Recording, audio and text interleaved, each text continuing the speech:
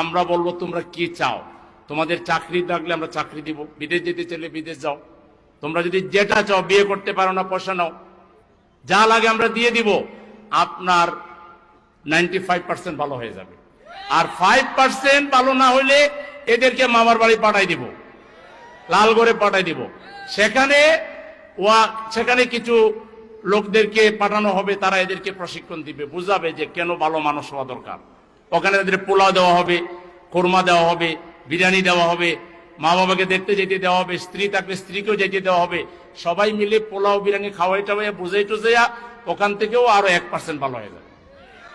আর 1% 2% যদি থাকে, তাহলে কারাগারের যে জেলার সুপার, তারপরে ওখানে যে কারারক্ষী আছে, তাদেরও তো কিছু বেতন দিতে হবে না? তাইলে 1% দরকার হলে কারাগারে থাকবে। বাংলাদেশ ভালো হইতে শুধু প্রধানমন্ত্রী অথবা প্রেসিডেন্ট জাতির উদ্দেশ্যে ভাষণ দিয়ে সব ক্লাসের মানুষকে জানাই দিবে, ধরেন ডাক্তার শফিকুর রহমান সাহেব বাংলাদেশের প্রধানমন্ত্রী হলেন, ইনশাল্লাহ বলেন, তাহলে তিনি জাতির উদ্দেশ্যে একটা ভাষণ দিয়ে বলবেন, শ্রমিকদেরকে কমিশন করে দিবেন, শ্রমিকদের সমস্যা দূর করার জন্য একটা শ্রম কমিশন হবে, একটা হবে যুব সমস্যা সমাধানের জন্য যুব কমিশন, ছাত্রদের সমস্যা সমাধানের জন্য ছাত্র কমিশন।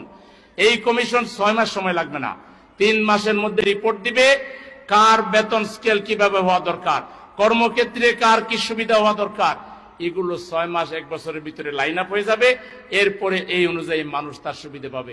রাস্তায় মিছিল করার মতো কোনো টাইমও কারো থাকবে না, চিন্তাও কেউ করবে না। বাংলাদেশ হবে একটা সোনার বাংলাদেশ। এই বাংলাদেশ চান আপনারা? কে কে চান দেখি? চাইলে পাও।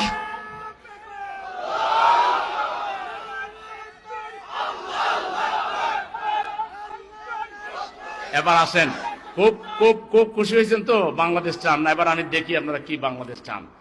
কোন জিনিস চাইলে পাওয়া যায়? ভাত খাইতে চান, বলেন আমি ভাত খাইতে চাই, মুখে ভাত আসবে? ভাত টেবিলে আনা লাগবে, প্লেট ধোয়া লাগবে, হাত ধোয়া লাগবে, তরি তরকারি মাখানো লাগবে, তারপরে খাইতে হবে, ঠিক কিনা? সতর্কভাবে খাইতে হবে যাতে কাপড় আবার ভরে না যায়। তাইলে এই বাংলাদেশ কায়েম করতে হইলে 1 নাম্বার লাগবে আপনাদের মজবুত ইচ্ছা শক্তি, পেরেশানি, আপনাদের ত্যাগ এবং কোরবানি। আপনাদেরকে বড় মনের অধিকারী হইতে হবে, উদার হইতে হবে, বাংলাদেশের আপামর মানুষকে ভালোবাসতে হবে। আপনার মা বাবাকে যেভাবে ভালোবাসেন, আপনার স্ত্রীকে যেভাবে ভালোবাসেন, আপনার ছেলেকে মেয়েকে যেভাবে ভালোবাসেন, শ্বশুর শাশুড়িকে যেভাবে ভালোবাসেন, বাংলাদেশের প্রত্যেকটা নাগরিককে সেইভাবে ভালোবাসতে হবে, হৃদয়ে জায়গা দিতে হবে। রাজি আছেন?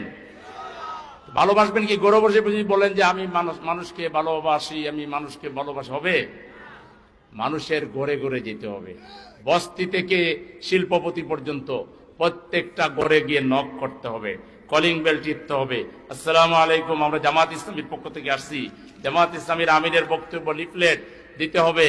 তারপরে বসতে হবে ঘরে, শুনতে হবে ওনার ব্যথা বেদনার কথা, ওনার কষ্টের কথা, অসুবিধার কথা, সেটা নোট করে নিয়ে আসতে হবে, কোন ওয়ার্ডের কোন সেন্টারের। তারপর সেগুলো আইসা নিজেরা বৈশা পরামর্শ করে কোনটা কোনটা কিভাবে সমাধান করা যায়।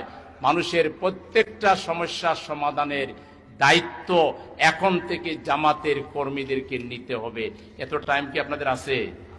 ব্যবসা করবেন, চাকরি করবেন, ছেলে মেয়ে বিয়ে দিবেন, পড়ালেখা করাইবেন, সামাজিক